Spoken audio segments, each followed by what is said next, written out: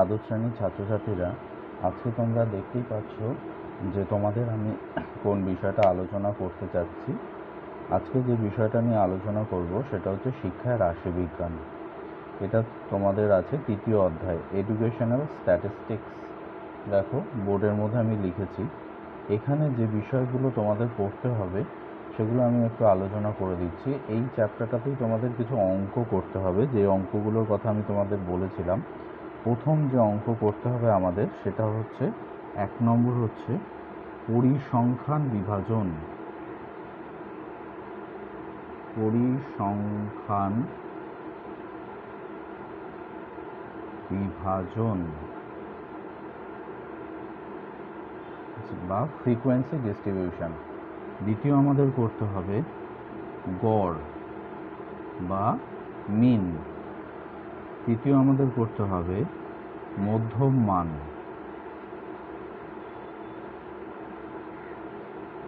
বা মিডিয়ান। চতুর্থ আমাদের করতে হবে ভূশিষ্টক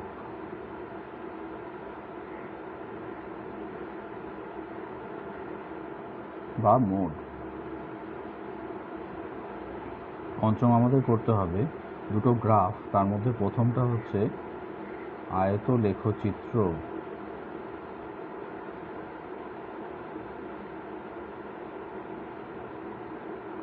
আর একটা গ্রাফ হচ্ছে বহুভুজ লেখচিত্র।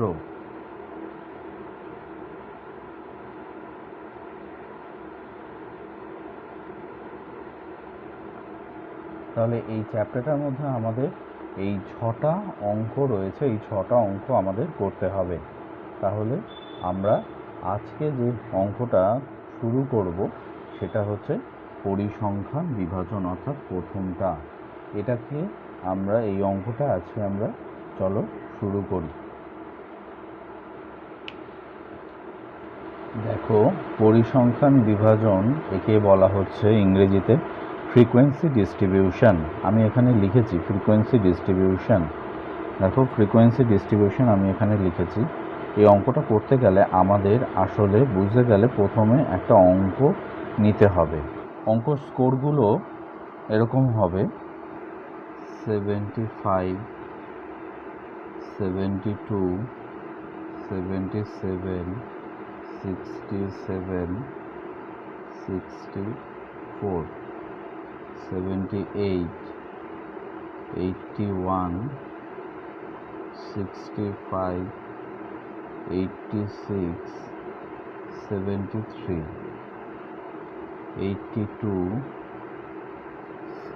67, 76, 76, 70, 71, 83, 63, 72, 73, 67, 60, 84, 69, 72। তাহলে আমরা দেখো এই যে অঙ্কটা নিলাম, এই অঙ্কটার মধ্যে টোটাল কটা স্কোর আছে? টোটাল স্কোর আছে এখানে 5টা রো আছে, এখানে 5টা রো আছে, মানে 5 5 25টা টোটাল স্কোর রয়েছে। এই 25টা স্কোর আমাদের কিন্তু টোটাল রয়েছে। এখন এখান থেকে আমাদের যদি বলা হয় যে ফ্রিকোয়েন্সি ডিস্ট্রিবিউশন করো, তাহলে আমাদের কি করতে হবে? ফ্রিকোয়েন্সি ডিস্ট্রিবিউশন করতে গেলে আমাদের সবার প্রথমে দরকার হবে সর্বোচ্চ স্কোর এবং সর্বনিম্ন স্কোর। তাহলে আমরা সবার প্রথমে লিখে দেব সর্বোচ্চ স্কোর।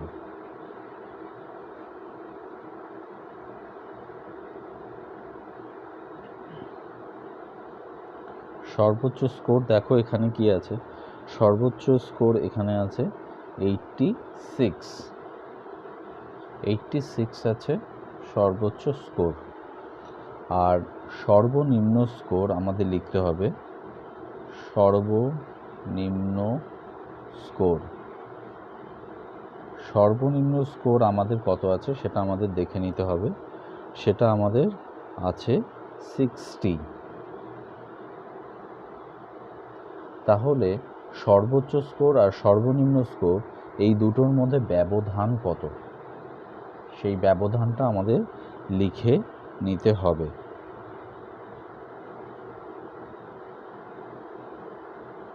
ব্যবধান অর্থাৎ বিয়োগ করে যদি আমরা করি ব্যবধান, তাহলে হচ্ছে 26।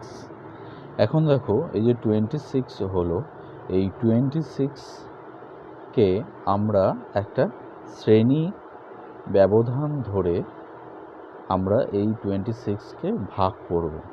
এখন এই শ্রেণী ব্যবধান কত করে ধরব সেটা কিন্তু নির্ভর করবে আমার এই ব্যবধান, মোট ব্যবধান কত বেরিয়েছে তার ওপরে। আমার এখানে 26 বেরিয়েছে, আমি এখানে শ্রেণী ব্যবধান ধরে নিচ্ছি 3।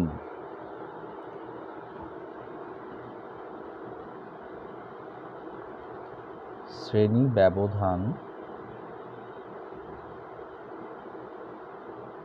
3। তাহলে আমি যদি এগুলোকে একটা শ্রেণী ব্যবধান 3 ধরে সাজাই, তাহলে মোট বিভাজনের সংখ্যা কত হবে? মোট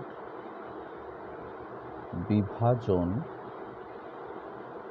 কত হবে সেটা বের করতে গেলে আমার এই যে 26 ডিভাইডেড বাই 3 করতে হবে।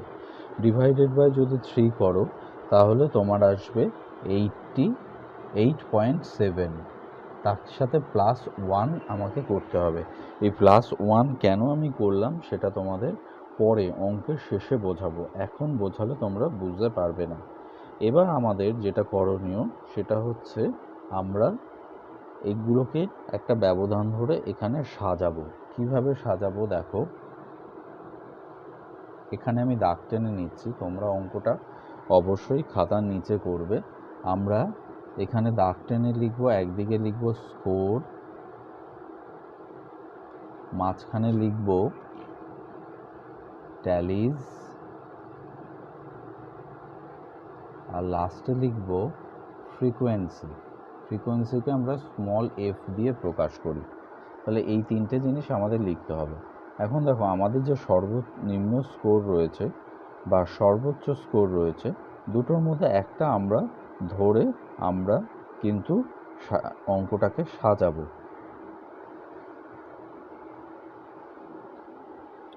আমাদের সর্বনিম্ন স্কোর দেখো কত রয়েছে, আমাদের সর্বনিম্ন স্কোর রয়েছে 60, তাই তো? তাহলে আমরা 60 থেকেই এগোই। তাহলে 60 থেকে যদি আমরা তিনটে ঘর যাই তাহলে কত হবে? 60, 61, 62। তাহলে 62 এটা হলো প্রথম ঘর। এরপরে দেখো 63 থেকে আসবো, কারণ 62 আমার হয়ে গেছে। 63, 64, 65 তিনটে ঘর গেল।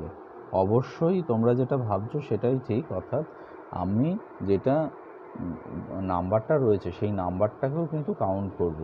65-এর পরে আছে আমাদের 66, তাহলে 66 থেকে আমরা যাব 67, 68, 69, তারপর 69 থেকে আমরা যাব কত? 70, 71। এইভাবে কিন্তু আমরা পরপর লিখে নেব। তাহলে পরেরটা হবে 72, 74, তারপরেরটা হবে 75 to 77, তারপরেরটা হবে 78 to 80, তারপরেরটা হবে 81 to 83, তারপরেরটা হবে 84 to 86। এই হয়ে গেল আমাদের টোটাল ডিস্ট্রিবিউশন, মোট সারি সংখ্যা। দেখো এখানে কটা হয়েছে সারি সংখ্যা? 1, 2, 3, 4, 5, 6, 7, 8, 9। তাহলে দেখো আমরা এখানে 8.7 + 1 করেছিলাম, তার মানে কত? অর্থাৎ 9। তাহলে 8.7 + 1 মানে 9.7, বা আমরা রাউন্ড ফিগারে ধরলে 9 এখানে ধরতে হবে। তাহলে এখানে টোটাল দেখলে তোমরা মিলে গেল 9টা সারি আছে, ঠিক আছে? এইভাবে আমরা আগে থেকেই এই সারি সংখ্যাটাকে বের করে নিয়েছি। এখন এই যে +1 বা পয়েন্টে যখন আসে, সেই পয়েন্টে অঙ্কগুলো কেন আসছে সেটা আমরা অন্য একটা ভিডিওতে জানবো। আজকে আমরা অঙ্কটায় বুঝবো এবং আমরা জানলাম যে সারি সংখ্যা আগে থেকে আমরা বের করে নিতে পারি এইভাবে ভাগ করে, এবং সেটা মিলে যাবে অবশ্যই। এবার আমাদের যেটা করতে হবে সেটা হচ্ছে এই যে আমাদের স্কোরগুলো এখানে রয়েছে, সেই স্কোরগুলো অনুযায়ী স্কোরগুলো কোন গ্রুপের মধ্যে রয়েছে সেই অনুযায়ী ট্যালি আমাদের লিখতে হবে। 60 to 62 এর মধ্যে দেখো একটাই সংখ্যা আছে, অর্থাৎ 60, আর কিন্তু কিছু নেই। প্রথম রো, দ্বিতীয় রো, তৃতীয় রো, চতুর্থ রো এইভাবে দেখবে তোমরা, দেখো একটাই আছে, 60 আছে শুধু। তাহলে আমি একটা ট্যালি দেব, একটা ট্যালি এইভাবে দাগ দেব, একটা ট্যালি। দেখো 63 থেকে 65 এর মধ্যে কি কি আছে? 63 থেকে 65 এর মধ্যে প্রথম রোতে দেখো প্রথমেই আছে 64, এরকম একটা গোল করে দেবে। তাহলে প্রথমে আমি একটা দাগ দিয়ে দিলাম। দ্বিতীয় রোতে দেখো আছে 65, তাহলে এরকম গোল করে একটা দাগ দিয়ে এখানে ট্যালি দাগ দিয়ে দিলাম। তারপর পরের রোতে দেখো কিছু নেই, তারপরের রোতে 63, আর একটা দাগ দিয়ে দিলাম।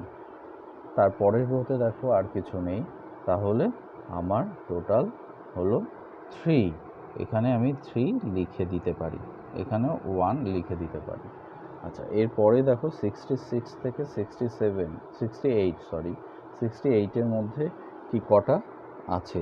66 থেকে 68 মধ্যে দেখো প্রথম রোতে আছে 67, তাহলে একটা দাগ।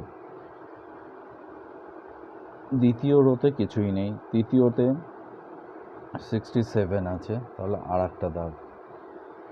তারপরের রোতে কিছু নেই, তারপরের রোতে 67, তাহলে আর একটা দাগ। তাহলে আমার হয়ে গেল 3টে রো, তার মানে 3টে ট্যালি, তার মানে এখানে আমি লিখে দেবো 3। এরপরে দেখো 69 থেকে 71, 69 থেকে 71 এর মধ্যে প্রথম রোতে কিন্তু দেখা যাচ্ছে কিছু নেই। দ্বিতীয় রোতে দেখো, দ্বিতীয় রোতেও কিন্তু দেখা যাচ্ছে কিছু নেই। তৃতীয় রোতে দেখো, তৃতীয় রোতে আছে 70, একটা সংখ্যা আছে, তাহলে একটা ট্যালি আমি দাগাবো।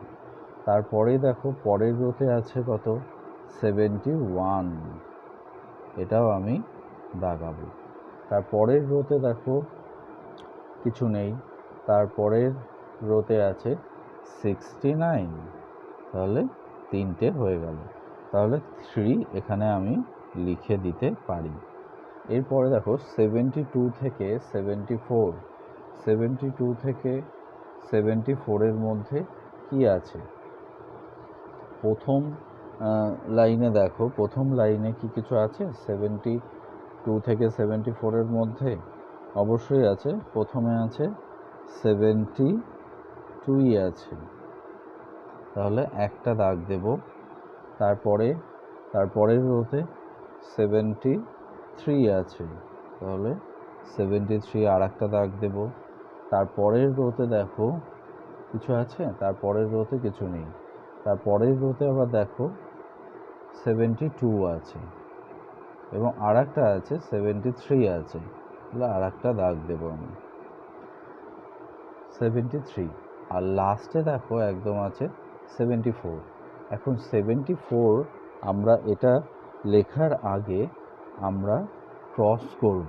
74 এইটাকে আমরা ক্রস চিহ্ন হিসেবে ধরব, অর্থাৎ ট্যালিজ যখন আমরা করি এখানে বুঝতে হবে ট্যালিজ আমরা 1 2 3 4 পর্যন্ত ট্যালি আমরা দাগ দিই, তারপরে পঞ্চম ট্যালি যেটা সেটা কিন্তু আমরা ক্রস করে দিই, ঠিক আছে? এইভাবে যদি আবার পঞ্চমের পরে ষষ্ঠ হয় তাহলে আবার একটা ট্যালি, আবার সপ্তম, এইভাবে নবম পর্যন্ত করব, আবার দশমটা আবার আমরা ক্রস করব। তাহলে টোটাল দেখো আমাদের এখানে কিন্তু আসলো 5, এখানে কিন্তু 5টা ট্যালি হয়েছে। এবার দেখো 75 থেকে 77 এর মধ্যে কি কি আছে? প্রথমেই দেখো 75 আছে, তাহলে 1 75, তারপরেই আছে 77, তাহলে 2, তারপরে দেখো পরের রোতে কিন্তু কিছু নেই, তার পরের রোতে আছে 76 আছে দুটো, 1 2, তাহলে দুটো দাগ আমি দেব এখানে। আচ্ছা, তারপরে দেখো তারপরের রোতে কিছু নেই, তারপরের রোতেও কিন্তু কিছু নেই, তাহলে টোটাল আমার হয়ে গেল এখানে 4 ফ্রিকোয়েন্সি। এরপরে দেখো 78 থেকে 80-র মধ্যে, 78 থেকে 80-র মধ্যে প্রথম রোতে দেখো আমি সব গোল করে নিয়েছি, তাহলে আমার সুবিধা হচ্ছে বুঝতে যে কোনটা আছে আর কোনটা নেই। তাহলে প্রথম রোতে কিছুই নেই, দ্বিতীয় রোতে দেখা যাচ্ছে 78 রয়েছে, তাহলে এখানে আমি একটা ট্যালি করলাম। আর কিছু নেই, পরের রোতেও নেই, তারপরের রোতে নেই, তারপরের রোতেও নেই, তাহলে এখানে হচ্ছে ফ্রিকোয়েন্সি 1। তারপরে দেখো 81 থেকে 83-র মধ্যে, 81 থেকে 83-র মধ্যে প্রথম দ্বিতীয় রোতে আছে 81, তাহলে একটা ট্যালি হলো। তারপরে দেখো আর কিছু নেই, তারপরের রোতে আছে 82, তাহলে আর একটা দাগ হলো।